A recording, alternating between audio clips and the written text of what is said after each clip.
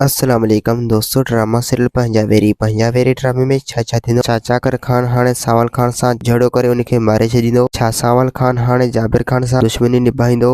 हसीना बेगम चाकर खान के ज़हर ॾेई छॾींदो। त दोस्तों तव्हांखे सॼी कहानी ईअं अपडेट ॾिनी न ॾिनी ईअं छोटड़ी वीडियो में ॾियण वारा दोस्तों। वीडियो के आखिर ताईं ॾिसंदा थी सके मुझे यूट्यूब चैनल आमिर जमाली के लाज़मी सब्सक्राइब कंदा। दोस्तों सब्सक्राइब करण सां को आवाज़ बैलेंस न करंदो, काफ़ी असांजी हौसला अफ़ज़ाई थींदी ऐं तव्हांखे बि वधीक वीडियो ॾिसण वटां मिलंदा। तो तव्हांजो टाइम वेस्ट कोन पिया करायूं, हलो था पंहिंजी कहानी ई अपडेट की तरफ। दोस्तों हाणे तव्हां ॾिसंदो चाकर खान जो है सावल खान के धमकाईंदो। सावल खान के चवंदो त अगर जेकर तू इन ॻाल्हि में ॾोही थिए त पोइ तोखे मुंहिंजे हथां केर बि न बचाईंदो ऐं तोखे मारे तुंहिंजो लाश उछलाए छॾींदो, तुंहिंजो लाश मैटरनि खे बि कोड ॾींदुसि। सावल खान चवंदो त हाज़िर आहे चाकर खान, तव्हांजो फ़ैसिलो मूंखे मंज़ूर आहे। रुॻो तव्हां असांजे विच में ॻाल्हियूं करायो त मां ॾोही थो थियां या जाबिर खान या वरी रूंडो। अगर जेकर जेको बि ॾोही थियो त पोइ तव्हां उनखे भले मारे उनखे जो लाश उछलाए छॾियो। ऐं ॿिए पासे दोस्तों हाणे तव्हां ॾिसंदो सावल खान जेको आहे जाबिर खान सां मिलंदो। जाबिर खान खे चवंदो त अगर जेकर आइंदा तो मुंहिंजे लाइ खॾ खोटण जी कोशिश कई त पोइ तोखे मुंहिंजे हथां केर बि न बचाईंदो। जाबिर खान चवंदो त सावल खान मां तोखे अहिड़ो त सबक सेखारींदुसि जो तूं यादि रखंदे, चाहे भले तूं हुन ॻोठ में हुजी या हिन ॻोठ में, बहरहाल मां तोखे ज़रूर मारींदुसि ऐं चाकर खान खे तुंहिंजे खिलाफ बि बचे छॾींदुसि। चाकर खान तुंहिंजो दुश्मन हूंदो। सावल खान चवंदो त जाबिर खान भले तूं पंहिंजे तरफ़ खां पूरी कोशिश कर, छो जो सचियूं ॻाल्हियूं सचियूं थींदियूं आहिनि। चाकर खान मुंहिंजो दुश्मन कॾहिं बि नथो थी सघे, रुॻो तूं पंहिंजो पाण सां होशियार थी त चाकर खान तुंहिंजे खिलाफ रुख न करे।